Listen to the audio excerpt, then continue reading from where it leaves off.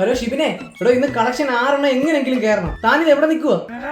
സാറേ, ഞാൻ കസ്റ്റമറുടെ മുന്നിലെത്തി. ഇവിടെ വാതിൽ തട്ടി വിളിക്കണോ? ഹലോ ചേട്ടാ. എടാ ഇപ്പൊ ഒരു രക്ഷയില്ലടാ. സാറേ, അകത്ത് വലിയ സംഘർഷം നടക്കുവാൻ തോന്നുന്നു. ഇന്ന് ഞായറാഴ്ച ആയിട്ട് കൂടി ഞാൻ നേണ്ട ഓഫീസിൽ ഇരുന്ന് തന്റെ ഫയൽ നോക്കിക്കൊണ്ടിരിക്കുക. എന്നിട്ട് ഞാൻ നേണ്ട അടുത്ത ഫയൽ എടുത്ത് ഇവിടെ ഇന്ന് എങ്ങനെങ്കിലും അയാളെ പൈസ വാങ്ങിക്കണം. നിനക്ക് എന്തോ എനിക്ക് ഏറ്റവും ഇഷ്ടപ്പെട്ട കാര്യം? ചേട്ടായുടെ ചില നേരത്തെ മാസ് ഡയലോഗ് ഇല്ലേ?